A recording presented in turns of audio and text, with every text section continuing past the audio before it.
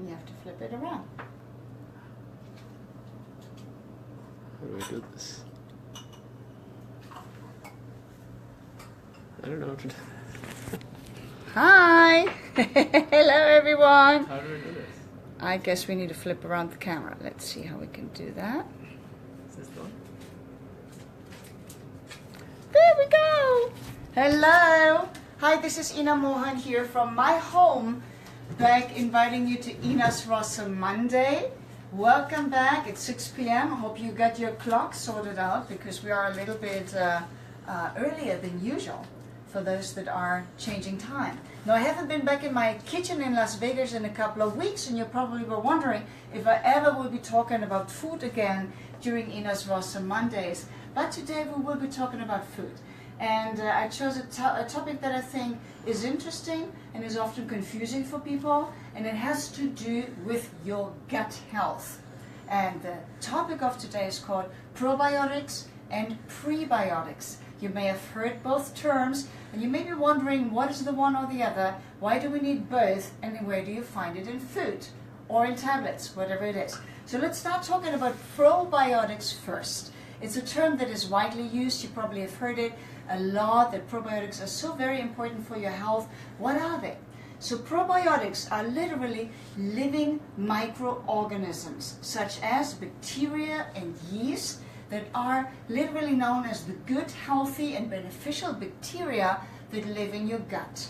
So probiotics are those guys that you want, the good buddies, the good bacteria, and you want to create as many in your digestive tract as you possibly can. Why?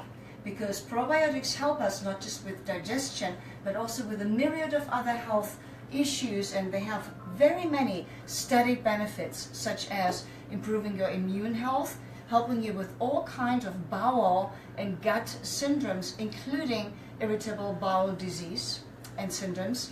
They can help children with eczema. They can help with inflammatory bowel condition. They can help with even weight loss, aids in weight loss. So we've learned probably before the term that all good health and all bad health starts in your gut. And it's completely true. If your gut health is not really pristine, a lot of things can start going wrong. Because the gut health determines whether you are absorbing your nutrients. Because you're not what you eat, you are literally what you absorb, which is far more important. And those good guys that we call the probiotic, good bacteria, they are very, very important with regards to what you're absorbing into your bloodstream. Because our intestinal wall is where absorption happens. It doesn't happen in the throat. When you just swallow something, it doesn't happen in the stomach. That's where your food is prepared. That's where all the breaking down functions start, where all the enzymes and the breakdown processes are taking place. But the absorption itself is literally in your gut. And why is it so beneficial for your immune system?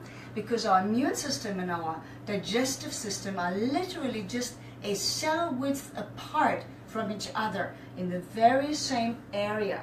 So they're very, very close together, and your immune system depends greatly on your digestive health. Many more health problems are caused by original digestive issues. For many people, stress is also something that will actually manifest itself in the stomach or in the digestive system. And if you have a good or a bad gut feeling, or if it irritates your tummy, it can be just as much a food poisoning as it can be something that irritates you energetically or emotionally.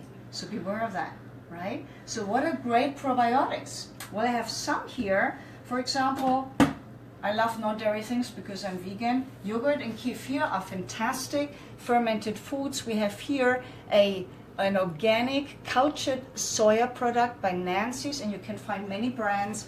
I love particularly the plain unsweetened, because if you don't notice that it is unsweetened, you might get a very sweet aftertaste. And depending what you're going to do with your yogurt, if you're not using it as a dessert, but for some kind of savory dishes, you absolutely want a non-sweetened. And what is a good probiotic worth if we're introducing all kinds of bad sugars with it at the same time, right? So plain unsweetened is the way to go. And it doesn't matter if it's soy yogurt, you can also get that as cultivated coconut milk, you can get beautiful cultured almond milk, but that particularly, because it tends to be more on the sweet side, make sure it's plain and always unsweetened to really be beneficial for our health. So, sauerkraut. I'm German, so I know a lot about sauerkraut, but the funny thing is, back in Germany, I hated sauerkraut, honestly. But recently, I actually developed a love affair with kraut. And it's very, very easy to do it yourself. It's all kinds of cabbages and actually all kinds of fermented vegetables that you can do fermented so that it brings out the sugars, and the sugars are converted into a little bit of bubbles that we call carbon dioxide, and it brings out these good beneficial probiotic bacteria. But if you don't want to make your own pickled vegetables or kraut, you can get that very easily in your health food stores such as Whole Foods and Sprouts. I'm not sure if Trader Joe's has it, you can check it out.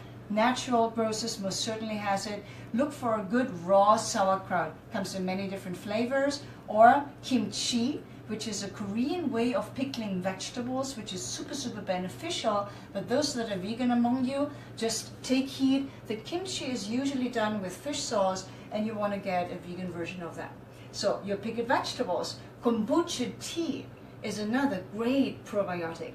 And kombucha is generally a host SCOBY, which is actually a fungus, and that is being brewed with tea, and it's bringing out all the good bacteria in you. You want to make sure that if you're looking for a kombucha in a store, it doesn't have added sugar, because often in the store they need to add sugar as preservatives. So take heed of that, because you don't want any of that added sugar. Water kefir is another product, or even sourdough bread. For those of you that do eat gluten and are okay with eating bread, sourdough bread can be a beneficial probiotic food.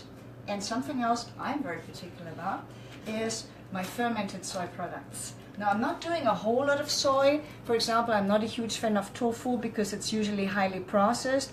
But if you have a fermented soya product such as miso, which is a paste, always first of all make sure that all your soya products are organic, ideally, obviously at least non-GMO. This is super important because most of the soybean production in the United States is gene manipulated. You don't want that because that causes other kinds of disease, and there is a lot of science about it. Another one of my favorite products is tempeh. This is another fermented soya product. It is very little processed. And people are asking me, so why do the Japanese and those folks that eat a lot of soya, why are they not that affected by the hormone-induced cancers that, that we often relate to soy products, or dairy products, of course, even more? Well, first of all, I don't think that the Japanese or Asians eat a whole lot of tofu all the time. They're definitely more into the fermented soy products. And when you are picking any soy, no matter what your take on soy is, you want to make sure it is very, very low processed. Cold water washed, low processed. Never ever go for isolates of any sort. And it has to be non-GMO or ideally organic. Yeah? But you find very good soy alternatives, because soy is a discussion of its own. We're not going to go in there today. Okay, I hope that gives you a little bit of an idea what probiotics are. They are the good guys, the good bacteria that really make your digestive system and your immune system function. Now let's take a look at what prebiotics are. Prebiotics are the ones that feed the probiotics, because all life organisms, like our cells and like these good bacteria guys, they need food, they need fuel, they need nutrition. And prebiotics are those water-soluble fibers. It's a form of fiber that actually feeds the probiotics. So where do you find those? It's like, you could probably see it as a fuel or a fertilizer of the good bacteria. Prebiotics are a little bit different, and you can find them in certain foods that you're consuming, such as raw onions. I have chives here, spring onions, all kinds of onions. Raw garlic is really, really good for that. Bananas are actually a pretty good source of prebiotics, but also raw asparagus, raw jicama root, raw leeks, raw dandelion greens, and a couple other things like raw wheat bran. Now you have noticed that I say raw all the time because the fiber is water soluble. So what does water soluble means? It means when you cook it, it's gone, right? It's the same thing with our water soluble vitamins. If you cook them in a big boiling pot, the vitamin C is gone, none, done. So if you have something that is water soluble, you want to get the benefit of that by consuming it in as raw and unprocessed and uncooked way possible. Otherwise your water soluble compound, in this case our high water soluble fiber, is not going to be any longer. Now, there are foods that have both probiotics and prebiotics together in the same form. It's usually your, yes, there are the dairy, yogurts, etc., but I never recommend anything dairy, not just because I'm vegan, but heck, we want to get away from inflammation, right? And dairy products introduce inflammation to the body, so don't do it, get away from it. There are great yogurts and kefirs, you can make them at home, and these guys have pro and prebiotics, so they build a symbiotic relationship, and they give you not just the good bacteria and create a household of the good guys, but they're feeding them at the same time. Is it absolutely necessary that you get your pres and your pros at the same time? No, not really. If you're making a habit out of it, of getting probiotics into your body, you really don't need to do all that much with it. But I want to talk about something else here, which is hiding in the cabinet, and let me pull it out. There's another prebiotic that I really enjoy. This is actually a healthy habit that I started a couple of years ago, and it's called apple cider vinegar. And yes, there's a lot of hype about it, and a lot of that hype is actually true. The health benefits related to this product, which are off the charts. Now, there's a lot of apple cider vinegars out there. I am partial to the brand Bragg, but I would go with anything that is organic, raw, and unfiltered. Why unfiltered? Because you want the SCOBY, the mother, in the bottle. You want the yeast, the fermentation part, what makes it cloudy needs to be in the bottle. And that apple cider vinegar is, of all the vinegars existing for consumption, the only one that creates alkalines in your body. Very cool, isn't it? Because you probably have heard that you want to alkalize your body to be healthy, since the bad guys can't live in an acidic environment, can't live in an alkaline environment. That's where this is coming from. But apple cider vinegar also does help you with getting your stomach acids flowing and creating the stomach acid, because a lot of the over-the-counter drugs, antacids, for example, against heartburn and all this stuff, actually completely remove the stomach acid. Or when you drink soda like Coca-Cola or any kind of sodas, they eliminate your stomach acid. And that is really dangerous, because if you have no stomach acid, you are not digesting anything. And that creates more gas, more bloating, more problems. And when then the undigested food hits your intestines where it should be absorbed, it ain't going anywhere, right? So stomach acid is a very important part of digestion. Apple cider vinegar for me is a beautiful tool to help it. So rather than shooting some kind of digestive after a heavy meal at night, I'm shooting a little, like a 1 ounce of apple cider vinegar, diluted with water. If you're not used to it, you don't want to really do that without dilution, because it's very, very strong. And just fill it up with water, like in a shot glass, 1 tablespoon, fill it up with water. Drink it at night as the last thing you are consuming food and beverage, because it really helps you with digestion. It does nourish your good bacteria, because you learned that today. It is a prebiotic. And then what you can do next is go to sleep. But it also, apple cider vinegar has another really, really good benefit. It helps you with those toxins. It actually starts detoxing your body. So while you're fasting at night, your body starts detoxing, which is the beauty of not eating. You can either eat and digest, or you can heal and detox. You cannot do both at the same time. Very important. Let's do another show about that soon.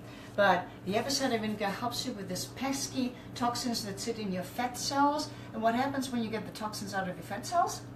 The fat cells go away. So it's actually a great healthy weight management tool for those that want to get rid of these pesky pounds. I highly recommend doing that as a nightly habit. And then in the morning, if you feel you need a little bit of a starter for your digestive health in the morning before eating, you can of course nourish your bacteria with it also. Now, there's a whole lot more to talk about, but I think you got the basics down now. Everything is in the foods that you can buy pretty much everywhere in grocery stores. Absolutely, can you also find probiotics and prebiotics in capsules and in some kind of tinctures and supplements. If you prefer that, is your choice. Okay, so I hope that you found it valuable today. Thank you very much for joining me. I hope to see you again next week. Say hi to our dear friends. Hi, thank you very much for watching. If you have comments or questions, post them as comments. I'll be happy to get back with an answer. Okay, hope you found it useful. Take care.